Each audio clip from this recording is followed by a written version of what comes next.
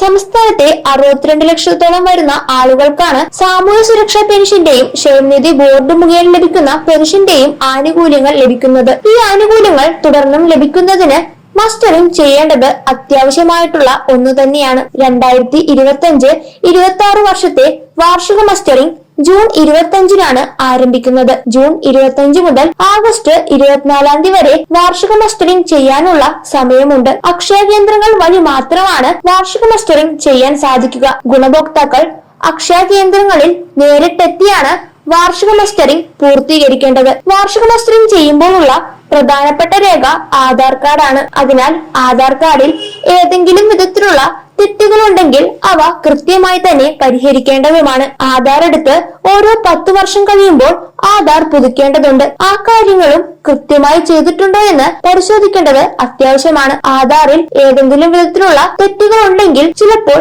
Mustering കൃത്യമായി പൂർത്തീകരിക്കാൻ സാധിക്കണമെന്നില്ല. കൂടാതെ ജൂൺ മാസത്തിലെ പെൻഷൻ വിതരണം നേരത്തെ എത്തുമെന്നുള്ള അറിയിപ്പുകളൊക്കെ ഉണ്ടായിരുന്നു. ജൂൺ 20-ന് ശേഷം വിതരണം ആരംഭിക്കുമെന്നാണ് അറിയിപ്പുകൾ ഉള്ളത്. ഇപ്പോൾ ക്ഷേമ പെൻഷൻ വിതരണം കൃത്യമായി തന്നെയാണ് ലഭിക്കുന്നത്. പെൻഷൻ വിതരണം എല്ലാ മാസവും കൃത്യമായി കൊടുക്കുക എന്നത് വളരെ പ്രധാനപ്പെട്ട കാര്യം തന്നെയാണ്. ഗുണഭോക്താക്കളുടെ ബാങ്ക് അക്കൗണ്ടുകളിൽ നേരിട്ടും വീടുകളിലുമാണ് പെൻഷൻ തുക എത്തുന്നത്. സാമൂഹ്യ സുരക്ഷാ പെൻഷനും ക്ഷേമനിധി ബോർഡ് മുഖേന ലഭിക്കുന്ന പെൻഷൻ വാങ്ങുന്നവരും ഈ മസ്റ്ററിംഗ് കൃത്യമായി ചെയ്യണം.